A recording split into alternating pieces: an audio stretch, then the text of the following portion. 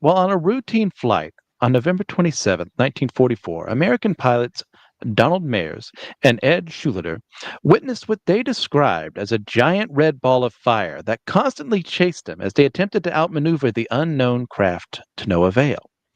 Eventually, the ball of fire disappeared, leaving them frazzled and upset as they returned to report the appearance of such a craft once more to their superiors, who had been debriefed multiple times before about this phenomenon.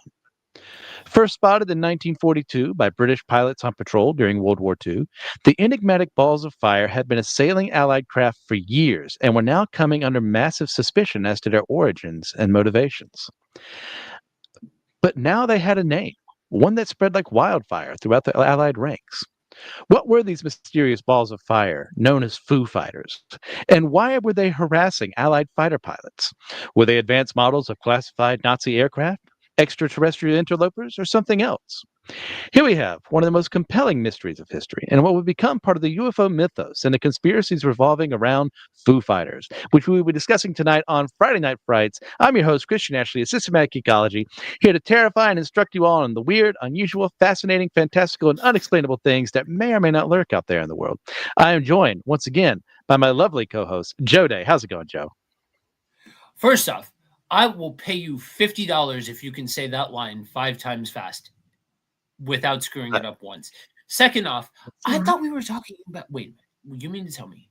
You mean to tell me we're not talking about the band Foo Fighters? Oh, I had a whole dissertation ready to go on David Grohl. I mean, sorry to say, but all your research for that was for nothing. At least I learned a couple of things, guys. I'm jazzed for this one. I think this is going to be a good episode. I'm excited to be back in the chair and be doing this again. I am primed to be talking about ufology with some of the things that I've been watching and taking in over the last week or so. So let's crack into it. All right. Yeah. So quick business before we go any further. Uh, if you're listening to this in podcast form, you're wondering what happened to the last one. Well, it was a comedy of errors on multiple parts. Number one, I forgot to download it. And number two, before when I realized that I hadn't downloaded it, a certain mutual friend of ours who was in charge of the account we used for this had deleted it, thinking that I had already done it, more than likely. So that no longer exists in audio form, but it still exists on the Systematic Ecology YouTube page. So sorry about that. It's just one of those things that kind of happens. As well, sorry if we're pushing this back. We were going to originally do this last week, but I had some deaths in the family, had to take care of things on that end. Didn't really work out that well. But we're here now. We're going to get it done. Our schedule's all over the place. It's never consistent, but eventually we show up. And Yep. part of that And that's is, yeah, that's go what ahead. counts. That's Yeah, what that's counts. We eventually show yeah. up, and that's why you all need to make sure that you stay tuned to the Priest to the Geeks Facebook group, so that way you know when we're going live, and so that way when a certain unknown or unnamed producer drops the ball, we you will not you'll make sure you have still seen it because you caught it live. There you go. And just once again, one of those things that no one was really thinking about it. It just kind of happened. I forgot because my memory's terrible. He probably thought I'd already done it. Is what it is. So at this point, it's my time to remind you that number one, you voted for this episode. Speaking of the Priest of the Geeks page, I had put up a poll a couple months back on different topics of ufology. This was the number one pick, and was excited to do it. So we're going to be heading into this one. And as a reminder to everyone, our schedule is to allegedly once a month cover one of six categories. Those, of course, being cryptozoology, the paranormal, religious strangeness, the weird and the unexplained, true crime, and ufology. Obviously, we're in ufology this time around. So, Joe, what is your history outside of the band with the concept of Foo Fighters, which is where they get their name from? Yeah, yeah. Um, I have exactly 3 words for you to sum up my history with this topic. History Channel, 4 words. History Channel, allergies, y'all, allergies. Um, History Channel After Dark. For those of you that Right? don't know, back in the day, back in the early 2000s, History Channel was essentially two parts. One from, oh, I don't know, about 5 o'clock in the morning till about 9 o'clock at night. It was basically World War II documentaries. Maybe World War One. Maybe you get something like real crazy, and they touch on something having to do with The Civil not War. war related, the Civil War maybe. But then after 9 o'clock, all manner of nonsense started to pop off on that channel. You had the Bible Code, you had Nostradamus, you had ancient aliens, you had anything and everything that you could possibly wrap your mind around, with all manner of nonsense. And so that was where I was originally introduced to this topic, was watching it through the lens of a whole bunch of people being like, it's all aliens, it's all extraterrestrials, ET phone home, the whole 9 yards. And so it'll be interesting for me to engage in a conversation about this that's a little more, I don't know, mild mannered, and not just like, oh, there's grays everywhere. Well, Joseph, they're everywhere. Yeah. But How yeah, about you? that wasn't my introduction, but yeah, I'm sure that's a fairly common one for many people, because History Channel, like many things in this world, has kind of lost its way. And yes, this is, you could argue this is part of history. I could see your argument, but this is for another channel. But we just need to watch our Pawn Stars and Ice Road Truckers or whatever is on History Channel, whatever passes for history these days. Much like the Learning Channel, there's not much learning going on. What's happening over there? So, yeah, go ahead. Hang on a sec. Hang on a sec. Hang on. Uh, Somebody has to be responsible for smartening people up to what's going on that the powers that be will not tell us about. Somebody has to be responsible for reporting on the fact that there is, in fact, more than meets the eye out there. I'm just saying. yeah, and that's why they should have the UFO channel or something. Also credible. I mean, that was basically what the History Channel turned into after 9 o'clock. Ask the ancient Essentially. alien guys. I mean, I could deal with a touch less racism in my ufology than what History Channel had, but like that's a whole other conversation. Well, Joe, those primitives just couldn't possibly have made those things by themselves. They needed alien help. Yeah. Don't you get Big it? Rock can't move. They can't move it themselves. Absolutely. Yeah, obviously. But to actually answer the question, um, it would have had to have been in one of those like compilation books forever ago.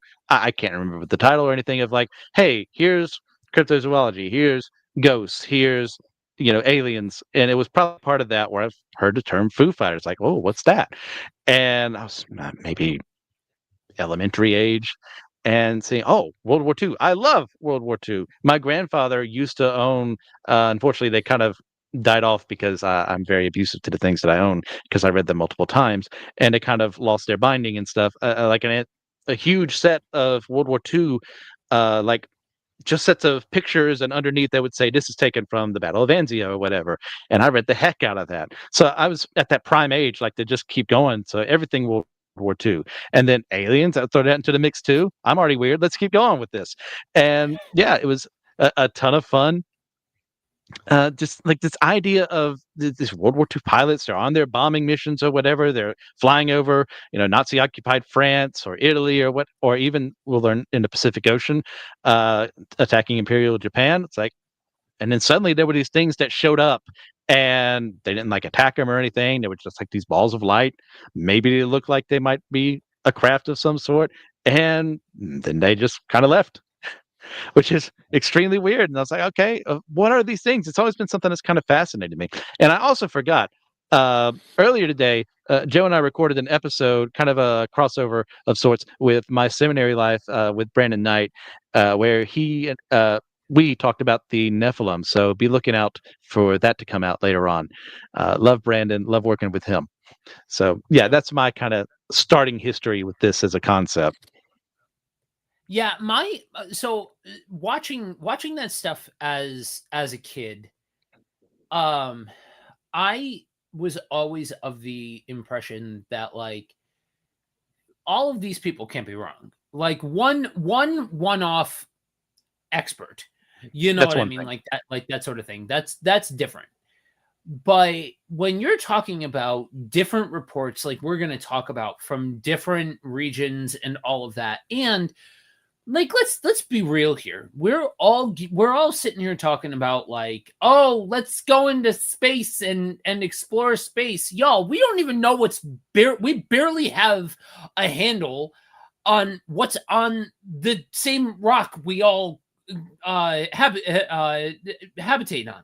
Like what let's tackle what's on our plate first. Let's eat our veggies first before we go screwing around up in outer space and all of that sort of stuff. And I think it's one of those things that is fascinating. And to quote Brandon from the recording earlier, why can we not, if it's all hand waved away, if it's all crafts from other countries or whatever the case may be, like if it's all like logical explanations and all of that, why don't we have even more advanced technology today? All of these years removed, why is there not hide nor hair of the capability to be able to do so? You mean to tell me that everybody straight across the board was able to keep a secret? That's more fantastical to me than saying that they engaged with something that wasn't of either our dimension or our world.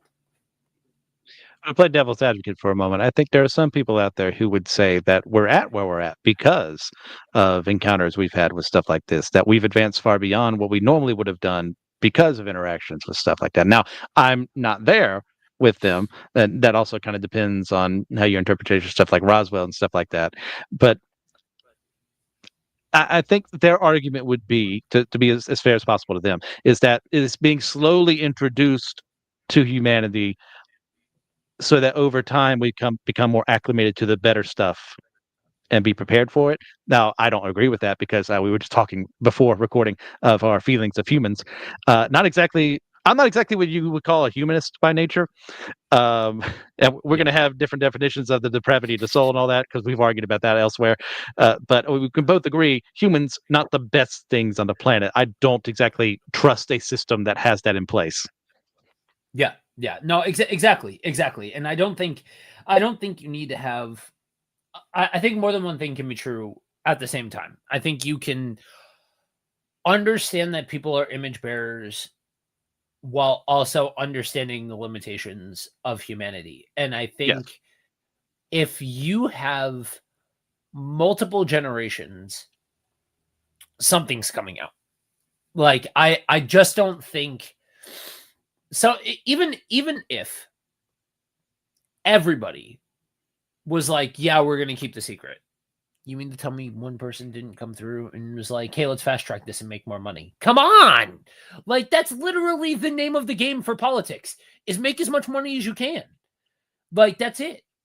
And so like why not be the guy that's like, hey, I want everybody to like me. It's all real. You know what I mean? Like I'm gonna be the one that blows the lid off of off of this thing. You know what I mean? Like it's Hmm. just like I said. That to me is more fantastical than trying to say that. Like I would have an easier time believing in these things coming from a different plane of existence or a different area than believing that this whole thing was a cover up. Yeah. And there's going to be a lot of speculation done by the U.S. military, especially. I mean, the British government was doing it. We're going to find the Japanese and German governments did it as well. Of like, Yeah. what the heck are these things? Everyone was kind of worried about what they were. I mean, there were even some newspaper reports, not many, at the time, uh, and later more were revealed in the 50s and 60s of events like this happening. So the idea that there is a cabal out there that has been keeping this technology away. This is, of course, assuming humans in control or something like that, or even humans knowing aliens are in control of it. It's a lot for me to take in. Like, there's some things I'm willing to take. Excuse me, I can't speak tonight. Take a step of faith on. That ain't one of them. Yeah. No, no, no. And when you look at the direction of human history in the years that, and specifically the decades, I should say, that followed like this, because we're only in the opening salvo of the conversation. You look at what comes next and the widespread level of distrust during periods of time like the Cold War. You're going to have, and even like, really, I should say, in a post World War II landscape, because World War II changed a lot of the geopolitical climate. And then afterwards, you've got superpowers popping up, and you've got conflicts and ghost conflicts and proxy wars and all of these other things. That you mean to tell me that there isn't some measure of, oh, screw you, I'm blowing the whistle, that happens throughout that entire time? No, man. Like, I can't get behind that. Uh, this is also something hotly debated in the UFO community itself, and that there have been people who've claimed to be part of that, and they just either weren't believed or they were silenced for their efforts. I can't remember any names off the top of my head, but you could Well, argue that's maybe one of that's those things, possible. right? I think it's fascinating to me that people will sooner believe that it's their great aunt Mildred than they will believe in UFOs or like extra dimensional creatures or different things like that. Like, that seems to be where the bridge is too far. Like, if somebody's walks around saying like, "Oh, you know, so and so visited me from beyond the grave," they're like welcomed with open arms. But like, I experienced an alien abduction, and people immediately think you're outside of yourself. Yeah, And like, I'll be the first one to admit, I'm not running around believing a quarter of what I hear when it comes to ufology and all of that. Like, I am really kind of a skeptic to the nth degree when it comes to this stuff. Um, but I just think it's fascinating that the people who step up, they are almost categorically quickly shunned as soon as they pop up. Like, I did a an interview with a woman, I don't know, a handful of years ago. I'll keep her name out of it because she is prominent in paranormal circles and all of that. Um, she starts like, I'm thinking we're gonna have a conversation about the case that she was involved in. And she starts going on about the fifth dimension. She starts going, she's skinnier in the fifth dimension. Like, it's all okay. like, it's, but aliens visit her on the reg. Like, this is normalized. You know what I mean? It's one of those things that's kind of like, it is kind of like the paranormal in the sense of there's almost an expectation that every single time you go out and you investigate that you're going to get some manner of evidence very, very quickly.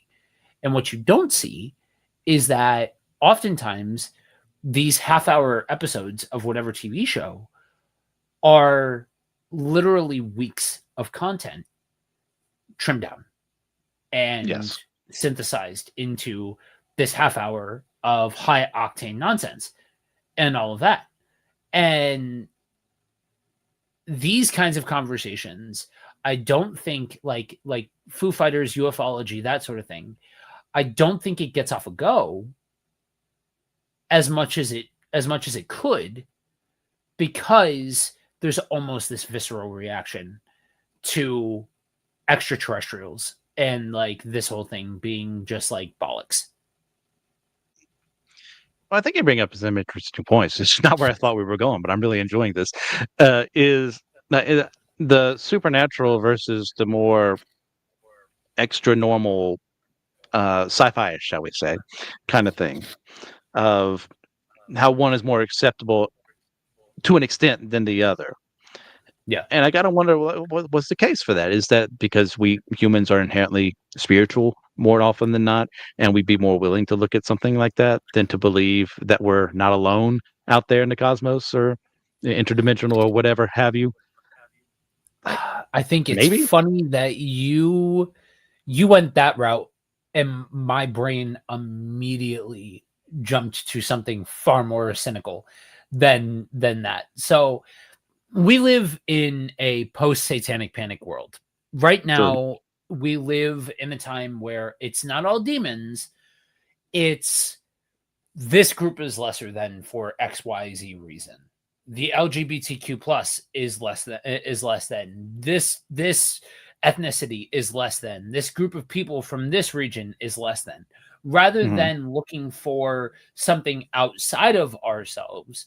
We live in an era where people are classified, and because of that classification, you are deemed something very specific because of that. It is very much a new era of neo neo-Nazism, fascism, you know what I mean? Like that Yeah. sort of that sort of thing. Before that, we lived in a satanic panic and post-satanic panic world. That's where you get the term postmodernism.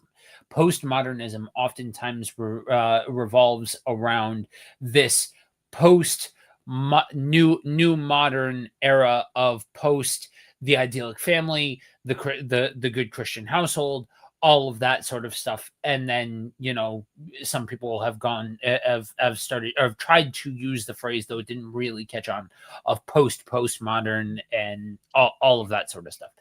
But that's why you get like the Warrens, right? Everything's a demon, because think about it. They grew up in an era. Again, we've talked about it, and we can talk about it until we're blue in the face. They're two of the most enigmatic people in all of ghost hunting, like that, in all of paranormal. Like they will, you can never really stop going one direction or another when talking about them, because they are so polarizing. But without getting into all of that, they lived during the height of the satanic panic. Dear Alice, the West Memphis 3, the all of it. And when they were investigating, it was really like they were also influenced by the church, specifically the Catholic Church. So of course, like a lot of Christians believe that anything, it's all demons. It's every single bit of it's a demon. Like it's all there. The boogeyman's behind every corner. And when you are sitting in the era that we're sitting in, we were brought up in an era of um post post slasher renaissance of paranormal, where it was like a middle finger to the satanic panic, and bringing back in vogue the paranormal world and all of that sort of stuff. And so you had the 87 different shows. Everybody and their mother was a ghost hunter. Everybody and their mother had it's like I talked about on a gun yes spot that I did, and I promise this is all rounding out. But if back then when I was in college, if every single person who said that they had extraordinary abilities were the real McCoy, then we had the paranormal Power Rangers on our hands, dude. We Oh, had right. the supernatural Avengers. Like there was nothing that could have stood a chance. We were exercising any demon. It was all like that. It was all gonna fall if everybody was the real McCoy. You know what I mean, and all of that sort of stuff. But Hmm. it was considered normal. It was considered cool to say that you had powers or that you had an experience or different things like that.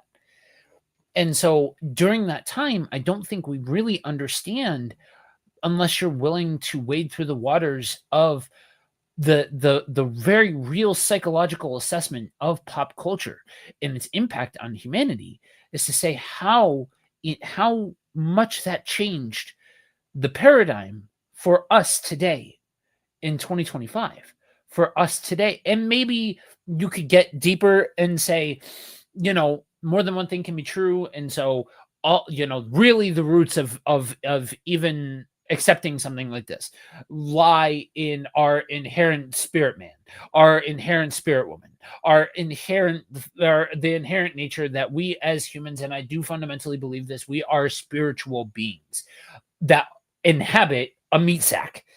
um that we exist in a carbon-based life form in the material world for a period of time, and then we are released from the meat sack and go on from there. And I could sit here and hypothesize that's for a theology lesson, and really we don't actually have nearly as much evidence to say definitively one way or the other than a lot of my contemporaries would like to make you believe. But that's an entirely other conversation.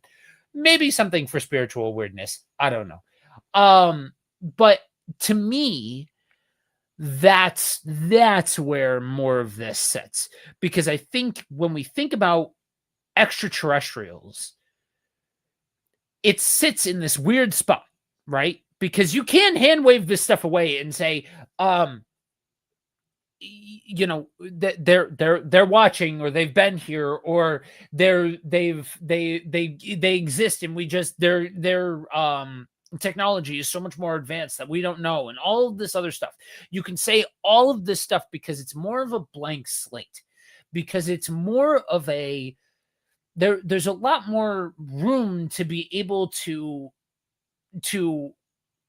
explain things, or go into different topics and different things like that, and go in and out of different things, whereas the paranormal isn't that same way.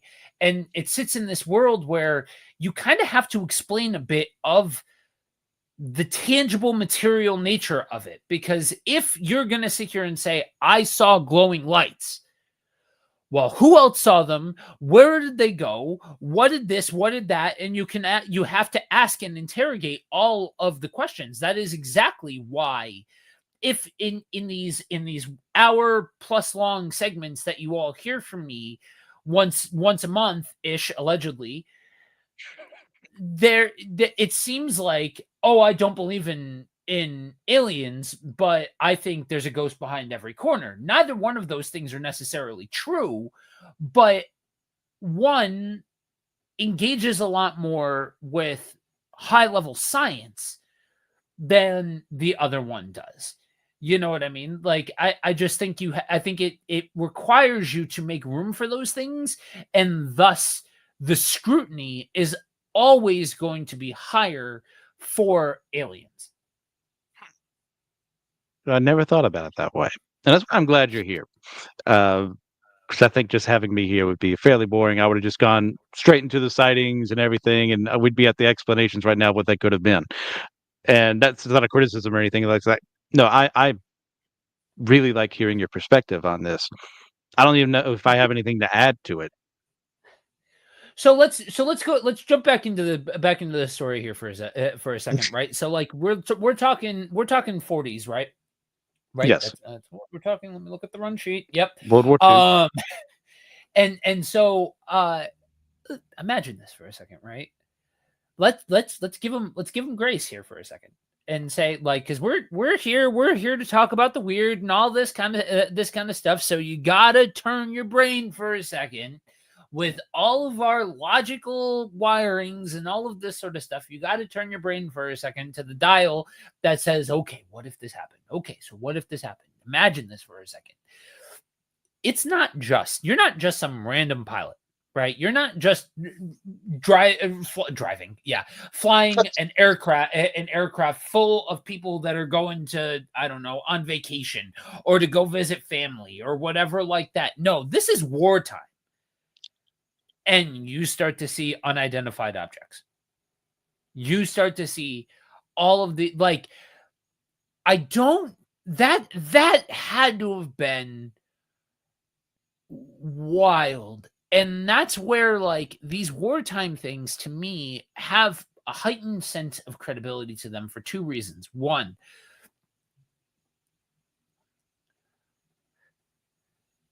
with all of the asterisks in the world that we don't have time to go into, I do think energy is a thing. I do think that we put out energy with the things that we do.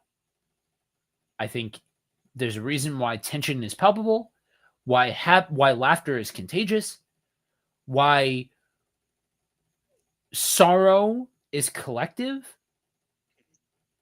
I think all of these things are true for a reason.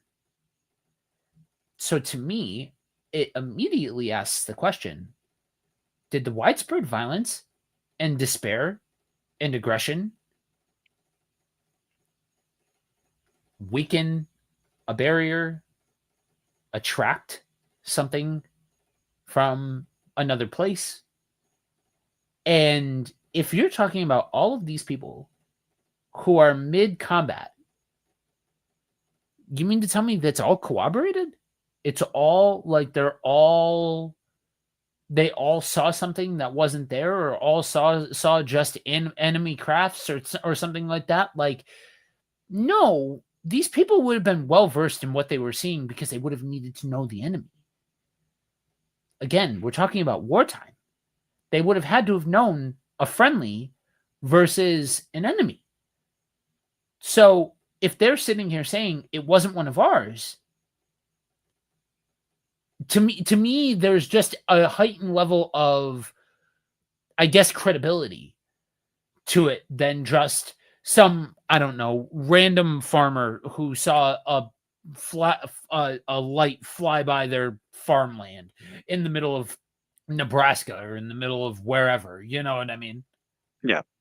And that's actually been to go to your first point, a super popular hypothesis is the idea of why do these things seem to be seen more often in times of distress, in times of war or just devastation, and that may very well may be something that the attraction one I see is the one that's more popular, in that in various forms. It's like maybe they're documenting it, or maybe they're curious, or what capabilities do they have, whatever the we is or the things are, or Right. the curiosity, or it could just be like maybe there's even been the idea thrown around they feed off of it, whatever that once again the they is.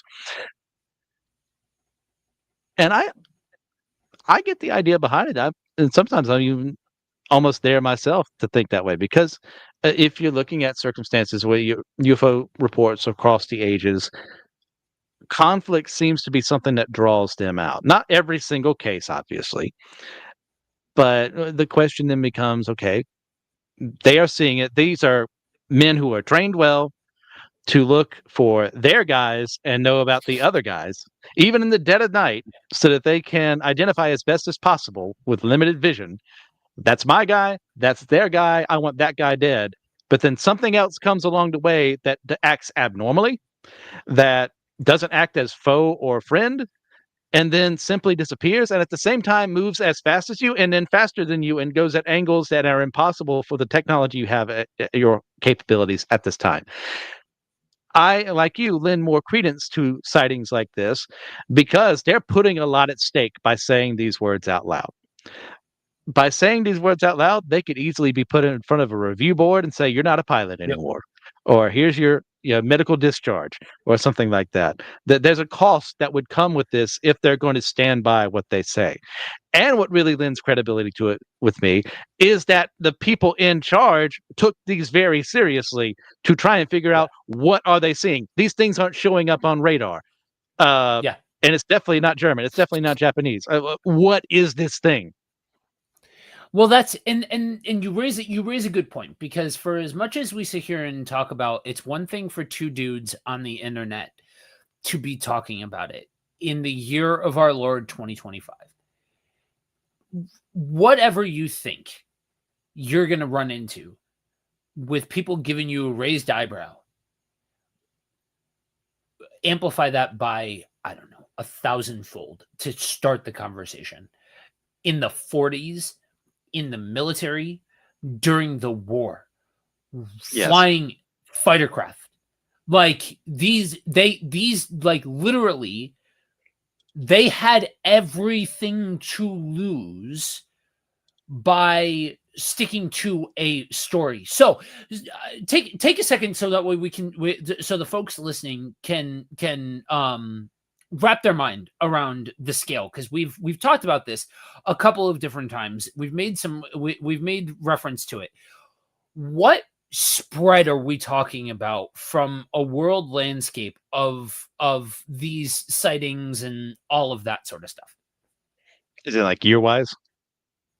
Well, from like geographic location. So we had talked Oh, about yeah. this is not just happening in one specific space at one Yeah. specific time. So I guess both. I guess Okay. geographic, but also from a time frame perspective. Yeah, I think you made me recall a memory. I think I said 42 in the opening. The earliest one I remember reading about was 41, and I think I want to say that was in Indonesia with the British pilots while they still were helping out with the Pacific Front there before America got involved. Um, but yeah, 41 to 45 are like the big times for all of this, and we'll get to a sighting later on that actually happened. Same guy, he alleges, in the 60s of a similar uh, ball of light fire craft thing. So this is happening on the European theater and the Pacific theater, um, over Hungary, over France, Germany. I didn't look too much on the Soviet side of things, but I do remember there being at least one sighting in the Soviet Union somewhere. But then the entire Pacific theater alone, like, it's all over the place, the dots, Yeah. for what they see these things. This is worldwide. Yeah. So I think it's worth noting that there's continuity in what people are reporting having seen. And this is at a time where we're not people aren't putting things out on the internet and all of that. And we're not like getting these long detailed, like, people who would otherwise have absolutely no connection to each other or have been able to hear about these things are saying similar things. And to me, if so track with me here, right? Cloaking technology. We have experimented in look it up. This is not conspiracy theory. This is all documented. You can find it, that we have experimented with light based cloaking technology. Now, the question becomes, what if whatever they saw either had perfected it or was at least more advanced to be able to have light based cloaking technology to be able to cloak what they actually were, and thus that's why you get burning balls of light. That's why you get these the way that people are seeing them, and that it was because they were cloaked that people saw what they saw. which is certainly something people have brought out too. And that's once again assuming that these are technological in nature. There are other, we'll get to those later on, of potential biological and or supernatural entities. I'm not big on, but at least I want to throw them out there to give them their time under the sun. Yeah. But yeah, the idea of you can appear as one thing, your hologram technology or whatever, to while you're actually cloaked, look like this instead. Yeah, sure. If you're advanced enough to do that, might as well. So where does this come into contact with Roswell? Well, it's going to depend on who you ask, number one. But the idea being is that okay, during World War II, especially on the American side of things, we kept seeing these things, not knowing what the hell they were, not having any way of controlling them. You know, one thing America doesn't like is not being able to control something. Is they spent time trying to find a way to maybe even shoot something down or figure out what they could do, and or depending on your interpretation of the Roswell story, they just kind of lucked out and a craft had an explosion or something happened on a warp nacelle or whatever, and it just happened to crash land into America. I'm sure there's more than that, but I haven't gone too far to connect the dots there. Right. Now, Yeah. go ahead. No, good. Well, I was going to go into the etymology of Foo Fighters. Yeah. Yeah. Okay. So if you're wondering, Foo Fighters, well, yeah, it's not just a band. Well, like mentioned earlier, they take their name from this, and there's been debate over the years of what actually it means.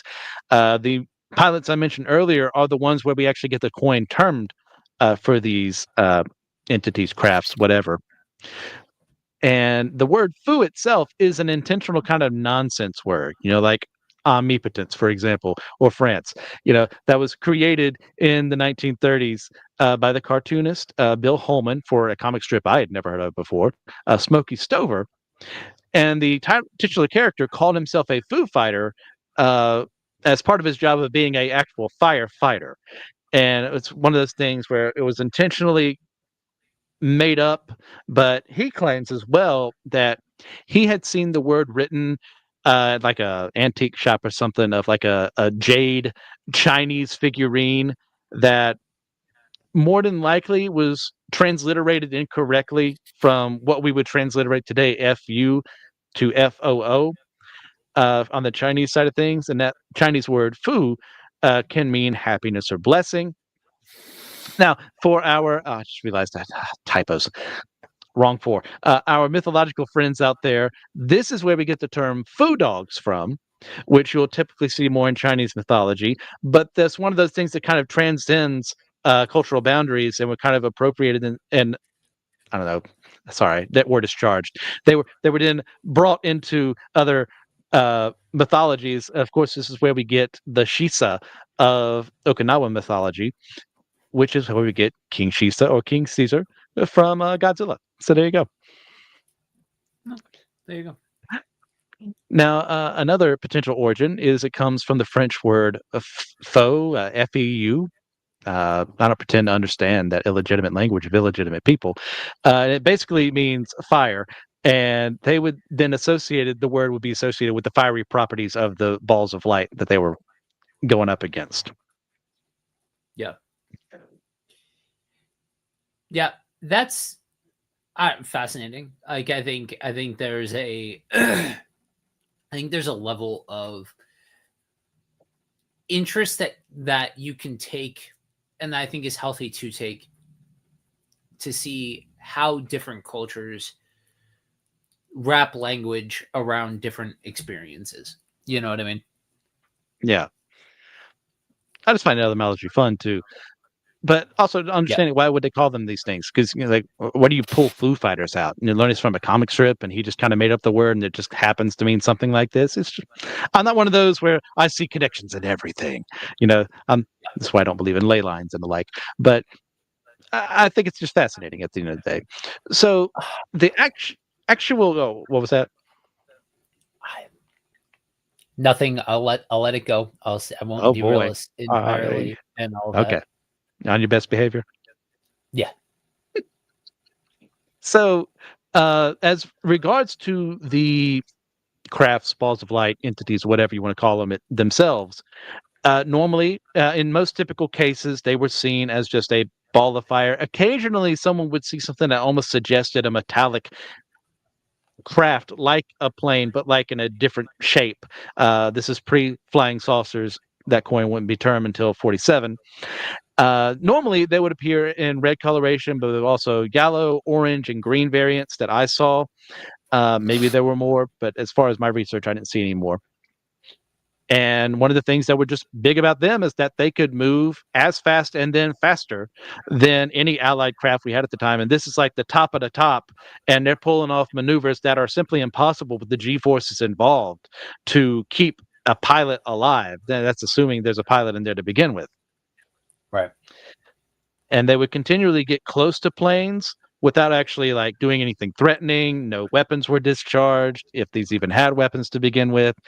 Um, and they just kind of maybe had a curiosity, maybe had a whatever. They were just looking at us, and then they'd go away without being seen. As we mentioned before, they were seen on all different types of theaters, Atlantic, Pacific. Um, but on the Pacific side of things, there were more cases of what were more spherical objects that looked more metallic as compared to like the European side of the conflict. I mean, that that makes sense for the region that it's in. Um, Especially because, like, I mean, culturally, that's one aspect of it, but also like they would be more inclined to attribute it to something that more resembled their culture than the Europeans would. You know what I But these are mean? So like American and just British pilots seeing them.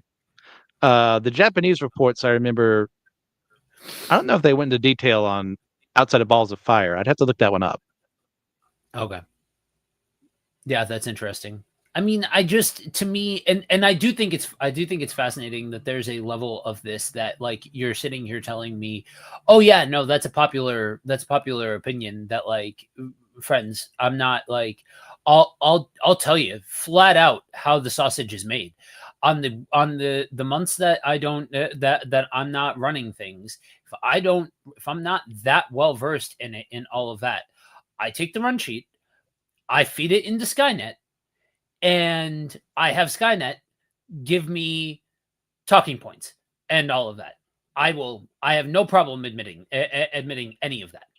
So these things that I'm saying, like, and then like that's just all based off of the run sheet. Then I pepper in my own stuff. So like Yes. any of these theories that I'm positing and all of that, they are my own. I did not know that these things were like popular and all of that sort of stuff. And so like to me, again, I think sometimes when we talk about the paranormal, we overcomplicate it. I just think that it makes all of the sense in the world why some would see metallic and others would see um balls of fire. Yeah, that makes sense. And thank you for your honesty. Now, let's see. Yeah, like I was mentioned earlier, the Allies weren't the only one experiencing these things. The Germans were doing it. The Italians saw them. The Soviets saw them. Well, Soviets are the Allies, but not really much of an ally, more of a frenemy. But the Japanese were also huge. Like they were all like, "What are these things?" They keep showing up. They thought it was some type of advanced Allied weapon that they were just like using to showboat around with, and make them feel like they should just give up, or that they just didn't know like what this was. I do remember there being one report I read of some people reporting on seeing one of these, and they got heavily disciplined for like even mentioning it. I believe this was a German officer who made that. It's like, which not really out of character for what's going on there.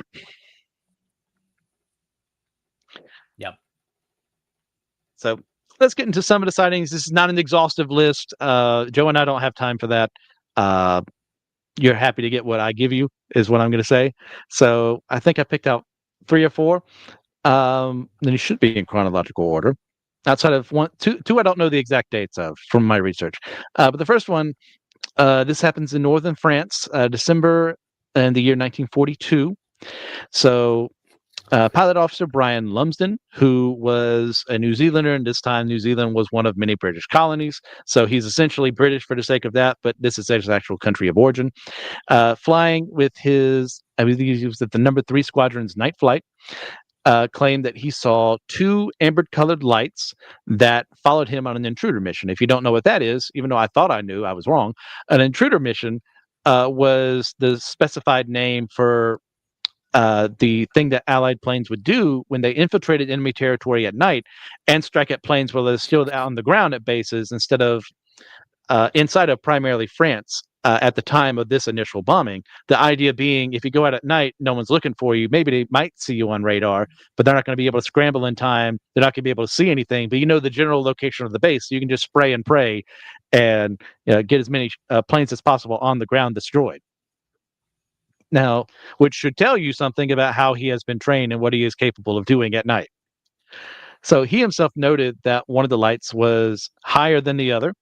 And this was something that was kind of thrown as an accusation. Oh, you just misidentified the wing lights on an enemy aircraft or even one of your own. And judging from the distance of the lights and at the difference in those lights, they would have been too far apart from each other to have been on the same plane.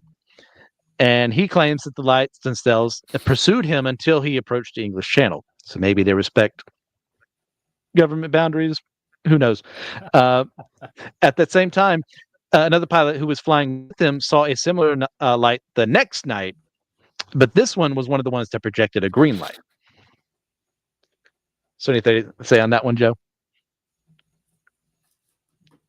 No, I'm good so far. Okay. All right. This is where I butcher an entire city name. So God help me.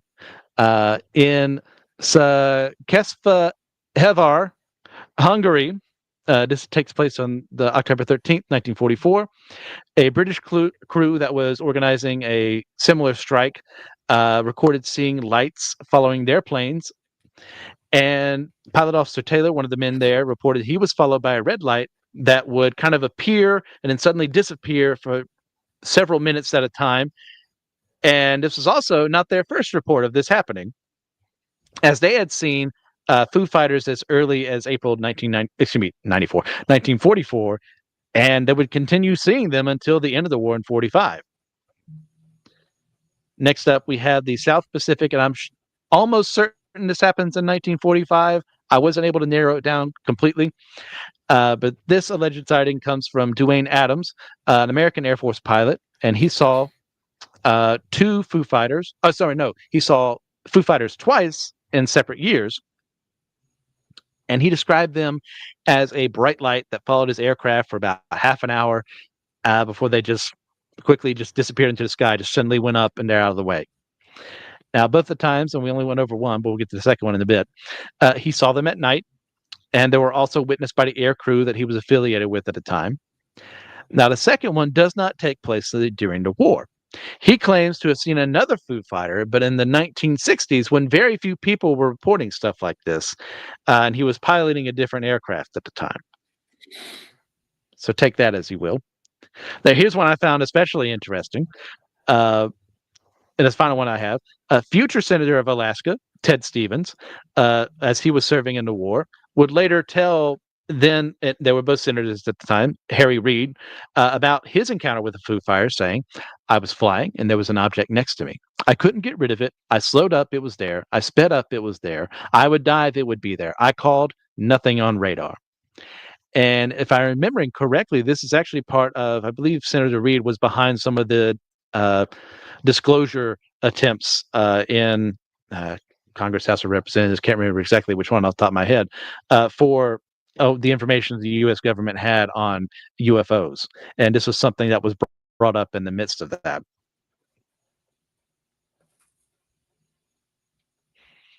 All right. So we've talked about it. We're trying to figure it out. Let's go into some potential explanations for what the heck these things are.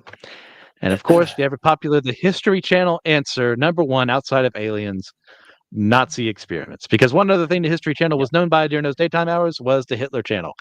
Uh, so obviously he had his hands in everything, and he's got a secret base in Antarctica, bringing these flying saucers into the world. These Foo Fighters. Joe, what do you think? Nazi experiment. No. I think a lot has been made over just what the Nazis experimented with.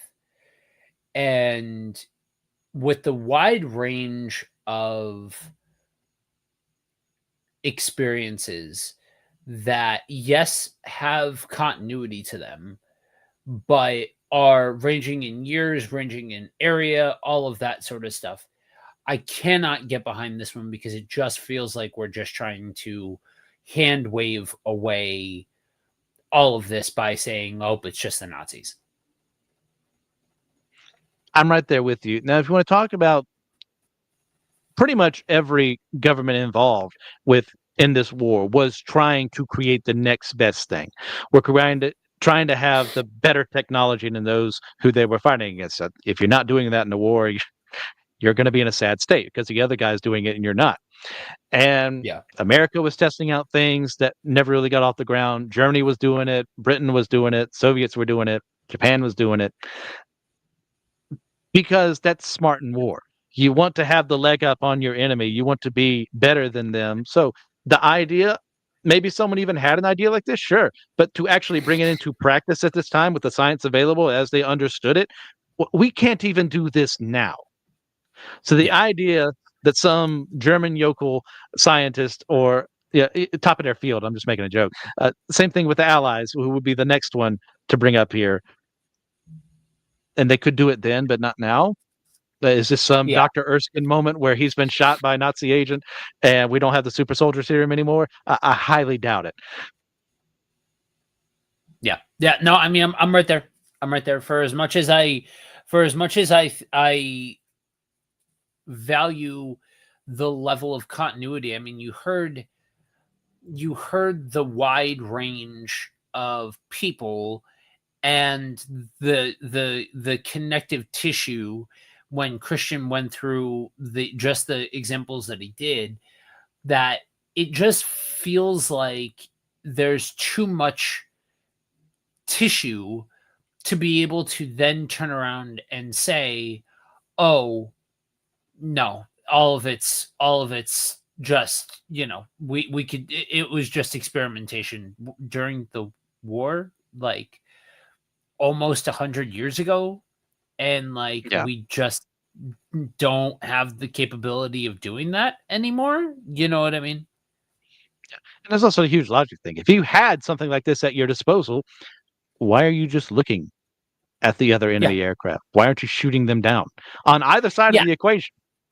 Whoever controls this, if they meant to win the war for their people group, whoever controls this wins. Like, there's no bigger trump card that is taking place in any of this, because you're talking about crippling another military group before they can do anything. You know what I mean? Because Yeah. all of these have the same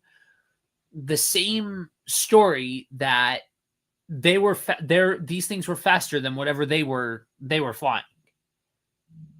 So it's gonna, like, it's an open and shut case. Yeah, and it's the kind of thing too. If you could do this and intimidate them, maybe that was your intention. Intimidate and say, "Hey, we got real close to you. We could have destroyed all of you." Uh, sure. I mean, there's a legitimate strategy behind that, but you would also announce that you were capable of doing this. And once again, these are things that we are incapable of doing now because what would happen to you is you would liquefy, essentially, if you moved like this through Yeah, the air at these speeds, at these angles. We can't do this with the technology we have available to us. So the idea that's that part of someone back then why. could, no. Right, that's part of why we don't have time travel in the most classical sense, is because it literally rips the body apart at a subatomic level. Mhm. Like the matter cannot stay in a solid state in with what we currently know about science. And so the idea that this exists and is man-made, you cannot convince me that then it just stays a secret. Yeah. I think I think we're both in the camp. No way, Jose. Um, Yep. so next up, we have, of course, demons slash angels. Now, this these are legitimate hypotheses thrown out there. So let me give them their time in the sun. You can probably guess where I'm going from the way I worded that. The idea being, of course, is that there is a certain subsection of the UFO community that has gone into the belief of two different camps. There's a civil war going on of whether UFOs are not actual crafts from outer space and there are not actually aliens within them. They're actually either demons or angels. And the idea being, on the demonic side of things, let's see if I can do this justice, is that they are there to get people to not think about spiritual matters in the sense of by let me word this correctly, by having people worried about this potential technology, they're not thinking about God. They're thinking about, let's improve this science instead. So their minds are wandering from spiritual truth elsewhere. And that would be the idea of demons acting as some sort of liars, as you know, demons are wont to do, to get people away from the truth. That's the demon side of things. Now the angel side of things is a more positive mix, less cynical, and more in the sense of they were just showing themselves temporarily to let the Allied soldiers know, hey, you're on the side of right, you're on the side of God, doing the right things. We're just here. We're actually flying with you, and we're protecting you in ways that, excuse me, sorry, I can't keep a straight face. Uh, we we're protecting you in ways to show that we're doing things you can't. So if we're doing things you can't, God can do things that you can't. So put trust and faith in Him. So Joe, your thoughts on either equation here? That sounds like folks that really want to believe that they're on the right side of history. Yeah, no, none of it. Exactly not that. So there's this thing that takes place, right? When you're ghost hunting, and you get evidence. The old adage goes is if you need to spend more than 10 seconds with it, it's fake. It's not. You just haven't found the explanation, but it's not real. If you need to magnify and tip this computer screen and look at it and squint and all of these sorts of things, and you have to go through and explain yourself over a series of steps to try and make the math, then you are doing gymnastics. Like you really want to spiritualize it, but that's just trying to shove a square peg into a round hole and make something where there's not something.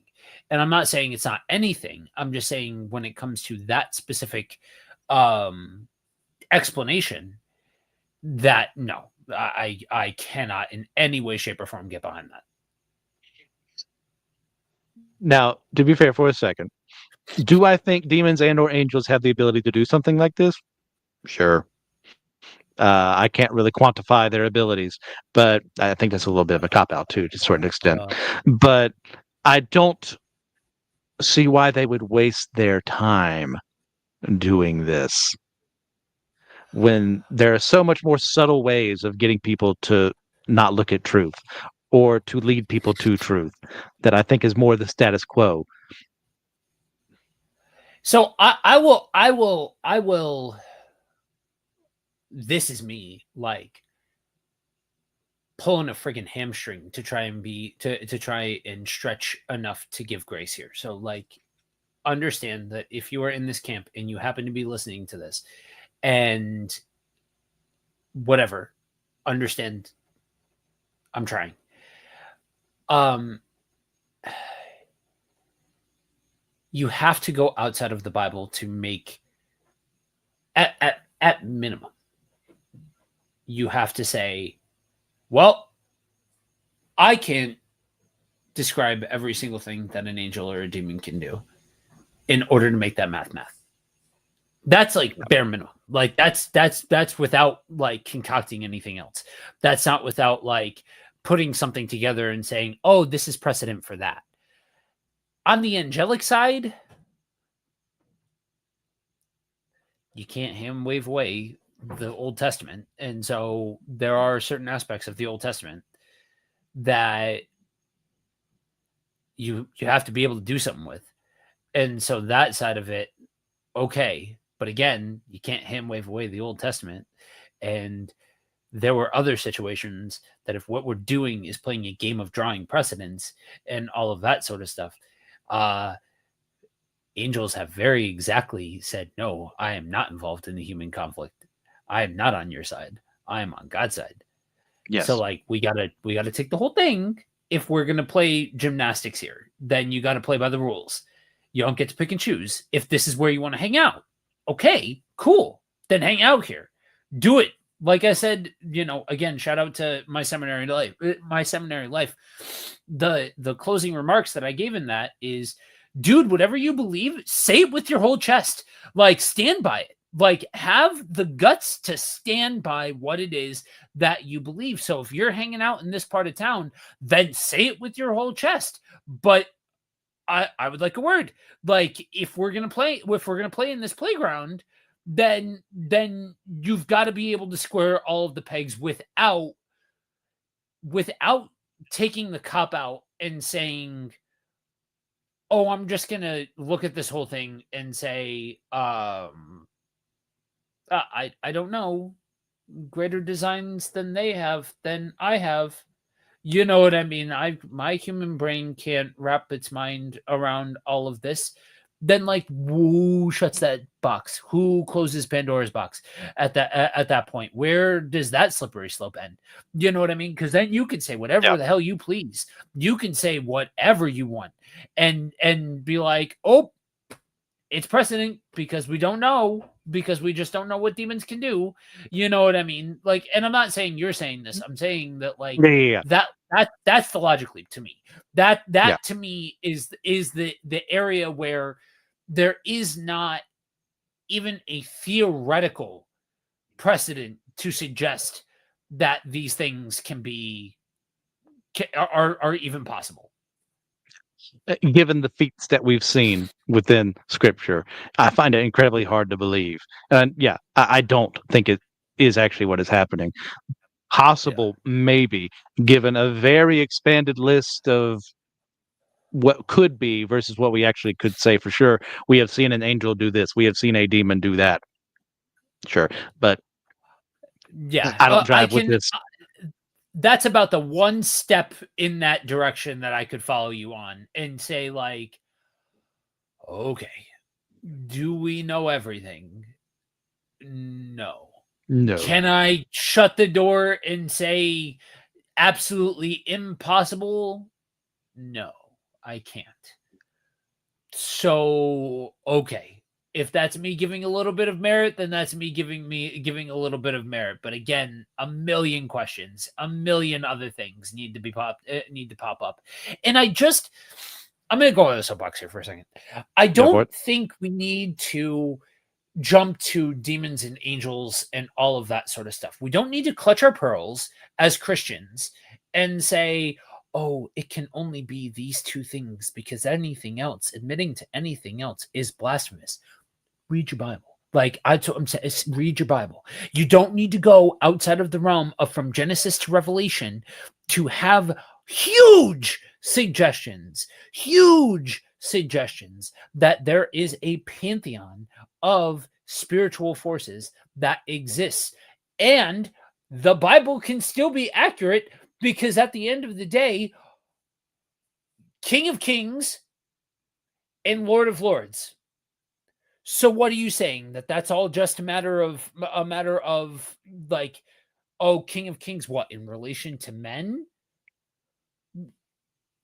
But like, I just to me, that's doing more gymnastic work, and I just think it's closed minded. I just think it's willful arrogance to say that it can only be one or the other.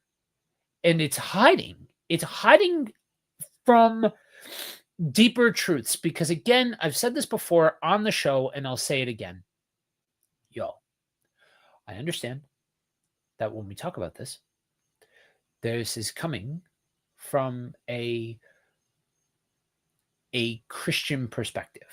But we sit in a context of a network where Go ahead. there's a lot there's freedom. I'll say there's freedom. And so things get said that are not from a classical Christian perspective. You are so So very you may charitable be tonight. yeah, I'm damn near broke my back on that one. I I so I say all that to say that you may be listening to this and not be coming from the Christian POV. Okay. If you're not coming from the Christian POV, then none of what I'm about to say pertains to you. And so hang out for a second because we're going to get back to the spooky nonsense here in a second. But when we look at the spiritual from the Christian perspective, the Bible never says don't believe this because it's or don't do this because it's fake. I just had a conversation with my wife about tarot last night.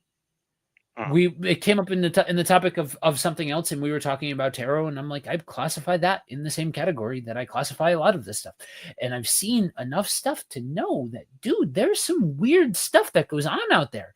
There just is, and when you look at something like this, I just think that Christians are so good at being closed-minded and not understanding the larger context in which we sit. Because here's the thing, literally, we start the conversation. If you are a Christian, you worship a dude who came back from the dead. That's like that. Like, we can make zombie jokes if you want to make zombie jokes, but we worship a dude who came back from the dead. Like, that's It's the like a thing. bare minimum requirement. Yeah. Like before you get into the wide array, like the wide, I'll leave it at wide array of theological differences that exist within this network. You start that conversation at dude came back from the dead. Why then take the hard turn at Albuquerque and get so closed off to any of this as to say it only has to be in Xbox or Y box? That's it. It can only be A or B. That's it. There's no other nuance. There's no other nuance to it because what that is the thing that disrespects God. Come on, man. Like, and this is coming from somebody that, for all of my liberalism, for all of the nonsense that I get along with, and all of that sort of stuff, I like to fancy myself closer to classically Christian than some other stuff that you might hear. You know what I mean? Like, I don't think I'm wiling out by this. I just am not so close-minded that the only thing that I say, I read the whole of the Bible from Genesis to Revelation and say, oh, it can only be angels and demons. I can't rock with you on that one, man, because I don't see that. I think you got to willfully ignore huge portions of scripture. And don't get me wrong, theologically, that happens on the right. That happens on a daily basis. I stopped keeping count on how often I see major things that are just like, don't worry about that. Because this other thing, this makes more sense to me. Well, friends, just because it makes sense to you, and just because you were raised thinking this way, doesn't make it right. I'm just saying, you know what I mean? Like, I just think that there's so many more crayons in the box that we should not be limiting ourselves to the degree that we are when we do this. And I say all that to say that because, again, a largely Christian perspective, this is going to be the go-to a lot, unless you end up in this camp of you think it's an alien or you think it's an extra dimensional being or something along those lines. If you hear the words classically Christian, there is a huge there's a huge assumption that you are saying, oh, so then the only thing that you believe in is angels or demons. And like, I just don't see it. I cannot wrap my mind around being that close-minded.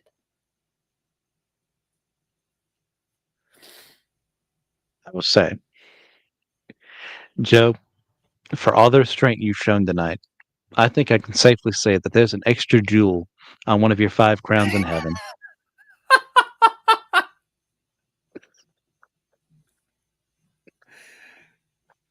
Because that was incredibly nice and sanitized, and I appreciate it. Sanitized is the word of the day. Anyway. But here's where the fellowship ends, because we're on our next potential, and that is, of course, extraterrestrial visitors. The idea, of course, being that these craft with unknown qualities, unknown points of origin, have crossed the distances of space to come to Earth and investigate, explore, cause problems. To the people that they encounter, and whether they have some form of cloaking like we mentioned earlier, or this is what they actually look like, huge debate. As you may notice, if you look at your ufological history, the appearances of UFOs change over time in various forms. Now, whether that's like a technological difference from these alien races, sure, you could throw that in there, or that human interpretation, or hoaxes, or lies, that is its own thing. Now, the idea of this hypothesis being, once again, that extraterrestrial life has come here. They're in the middle, they're watching a conflict on Earth. They're curious. They come down. They see, are these people friendly towards us? Are they going to try and shoot us? Maybe that's, once again, putting motivations on a figure you can't even see, which is a huge ask. I know. But this is a little more where I align. And Joe and I were talking a little off air before we started, so I'm interested to hear where he has to go with this topic of discussion. So I classify this in the same spot that I classify a lot of it. And actually, you said it when it came to the technological thing. If this was a thing, if this is the explanation, then why haven't we seen it since? If this is it, and things came here, why haven't they been back? There's been other conflicts. Why aren't there more? You mean to tell me there's so few that they only came during these very specific times 80 years ago, and that's it? And every single solitary time, every friggin' time, it was cloak and dagger. They didn't make a public display of themselves. If you're talking about the level of technological advancement, what are you hiding from? What are you scared of? Because at that point in time, if all of it's on the up and up, if we're just keeping it 100 straight across the board, that these things are advanced technological things from an advanced race that is not of this earth, and that's the explanation that we're going for, what in the wide world of sports do you have to be afraid of? You can come through and not think twice about it. That is an open and shut case, and we are caught with our cosmic pants around our ankles, and we got nothing to say for it. Because you're talking about the creme de la creme on the world stage, and it's getting bested every single time, and it's not a second thought. So if that's the answer, then why in the wide world of sports have they not been back? And I say that about ufology straight across the board when it comes to, and hear me because we're gonna get here, and it's the worst kept secret. We're building to, but like when we're talking about extraterrestrial from this plane of existence, that's where I hit the hard stop. I tend to agree with, and I'm not even the person. Look, I think there are so many theological things that we do not understand. That there's creation. Like I don't if I'm open enough to say that I don't think Adam and Eve were the first humans to ever walk the earth. The world is your oyster as far as what the hell else that can mean. What else goes on outside of the paradigm of the human race? So I'm not even approaching this from a theological standpoint. This does not conflict with my theology in any way, shape, or form. As it currently sits, you'd have to get into some specifics. I'm saying at a concept. I'm saying at a conceptual level. It does not by default enter into the conversation and immediately break theology, in my opinion. I think there are plenty of people who have posited extraterrestrial stuff that I'm like, no, I'm sorry, I can't do that. But like to me, it again, it really like it tests and strains the limits of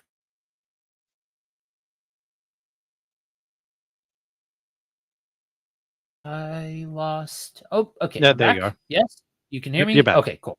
All right. Um, That's the something.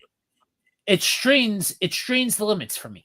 Like this is where you need to start squinting and cocking your head in order to make it all make sense. You know what I mean? Like that to me, like saying it that's from outer space is where it's like, okay, then if they can, then why haven't they? And if there's one, why how isn't there dozens? You know what I mean? And where are they from? Are you saying that it's only a small handful and that's why? Like you need more caveats to it than you do other forms of explanation to me. Yeah, and there have been caveats provided, and of course, there's reason to argue against all of them. There's the idea that these are just scout ships, and there were no actual human pilots involved, or alien pilots, as it were, and their job was to assess like the technological nature and however long it takes to advance through space. They may have figured out, oh, well, we can take them, and then probably tomorrow or whenever, 100 years from now, then they actually arrive with their space fleet and invade. That's an idea people have posited. Let's see. As well, there's the idea that maybe they have some form of non-interference prime directive where like they can show up and look, but they can't like actually talk. Once again, you're asking a lot for something like that, which is a possibility. Don't get me wrong. But without knowing intention, all we have is speculation. And there's the other one is they're just curious, and but not enough to talk, or maybe they can't communicate, and that's part of why they're here is figuring out. Also, there's the idea is these aren't all the same race encountering Earth, and that's why the technologies are different. That's why the appearances of ships are different. The reactions are different. Who knows is my answer. I know that no answer presented today is going to be good enough, and I hate that. So for the sake, this is mine. So that and but I want to needle your your statement there. Will any theory answer every single question? No. And if that's what you mean by good enough, okay. But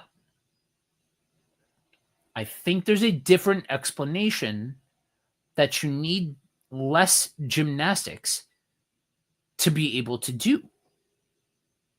I think I think that there is one that I would classify as being good enough in the same way that many within the ufology world Mhm. would say that them being extraterrestrials is good enough, accepting that even though it is good enough, it does not answer every single question. Yes. Well, go ahead, because we've been talked about this before, so I'm interested to hear what you have to say now. So I have, since I was a kid, been fascinated by the idea of quantum mechanics, of a different planes of existence, different timelines. The idea that there are different things overlaid over top of over our tangible world. Part of that is because growing up, having had, and I do think it's funny that this comes up, having ribbed this group of people earlier on in the episode, having had paranormal experiences, I understood that there was something outside of myself, that there was something more to this life. That kind of segued into a time as a transhumanist. The idea being that you do things to prolong the human experience, and all of that. Most classically, it is a you will find technological transhumanists, where the key to immortality is found within the integration of man and machine. Mhm. Um, for me, when we look at the idea of the universe and the rules that it plays by, there I cannot help but see, while yes, I'm not going to sit here and start ripping apart laws of nature, but it still only describes this in the grand scheme. And for those that are listening to this in podcast form, it describes very little when it comes to the grand scheme of everything.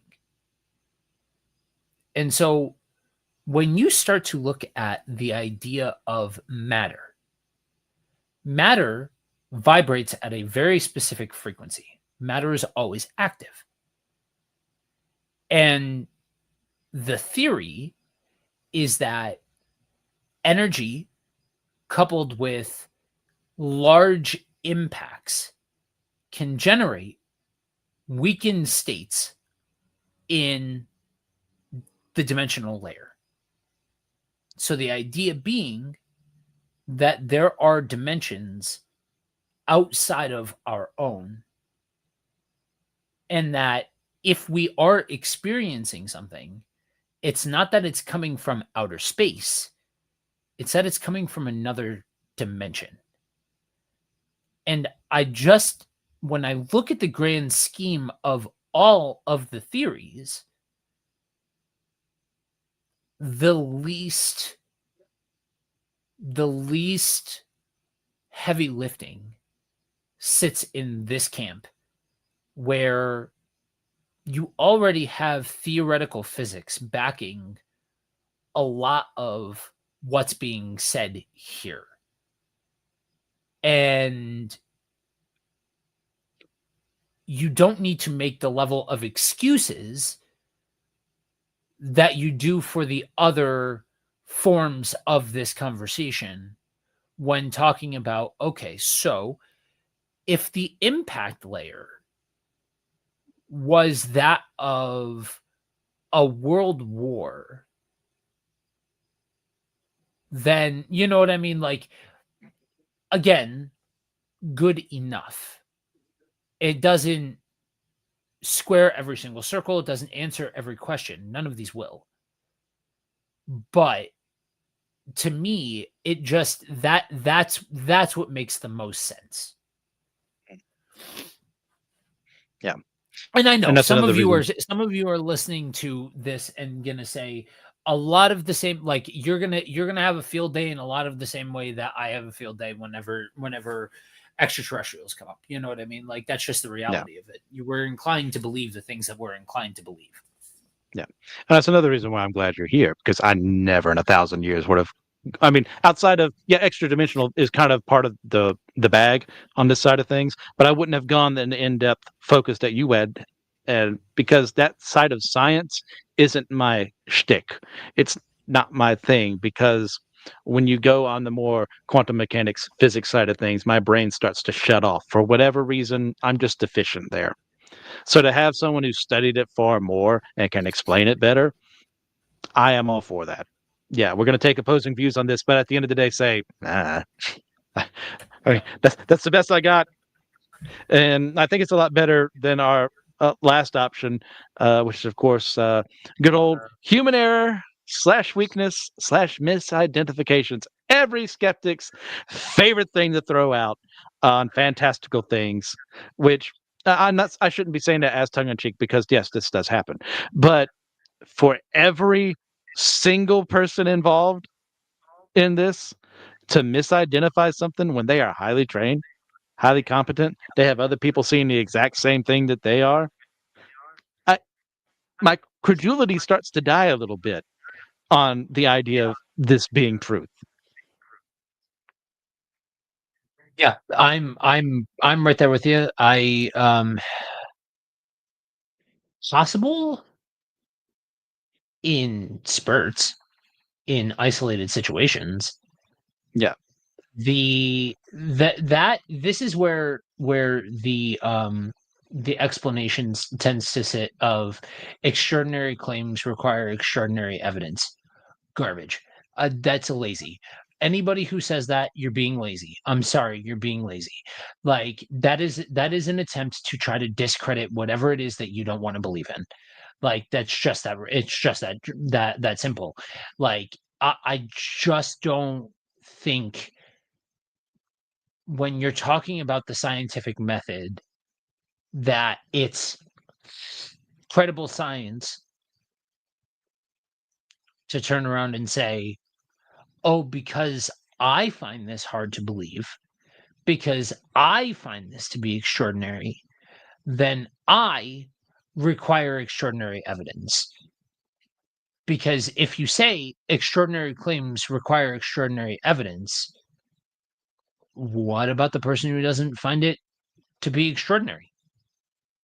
What about the person that thinks that it's the most logical explanation?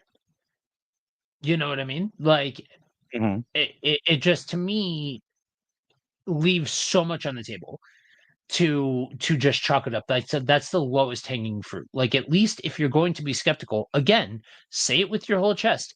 It's not that that I'm bagging on the skeptical community, but come harder. Like try harder. Like if you really are going to come out here and say, "Oh, none of this is real," okay, then do the heavy lifting enough to say this is why it's not real. Yes. Because you can just say whatever you want and then just, okay, now I'm done with the conversation. It's the swamp gas idea. Yeah, sure. I can almost guarantee there have been some misidentifications over the years of, Yeah, just not even UFOs, of will o' the wisp or what have you, of someone seeing yeah, swamp gas and going, yeah, that's something extraordinary, when it's actually something we can naturally explain. In the same way that people have misidentified planets as UFOs, like it's something that can happen. I'm not going to say that the skeptic has no right to say anything. I'm saying, like, if you're going to say something, back it up, like what you've said. yep, All yep. right. So Joe and I as is often the case, are on opposite corners, but closely aligned in certain ways. I'm extraterrestrial. He's on extra dimensional beings slash energy or higher concepts. My brain's too dumb to understand, but I'm glad he's here for. So that's what we think, guys. Is there something we didn't throw in there that you thought was a little better? Do you think that maybe we should have focused on this instead? Let us know in the comments down below. Um, are Foo Fighters real? If so, what are they? Are they Nazi experimental weapons? Are they aliens from beyond the stars? Misidentifications or something else? We didn't touch everything that history and folklore have on the subject tonight. So let us know in the comments below if there's something else you'd like to do a follow up on. Now, next week, excuse me, not next week. Gosh, I can't do that to us. Next month, uh, we will be back, hopefully, to do our own picks. We did 6 months of letting you guys pick. It's now our turn.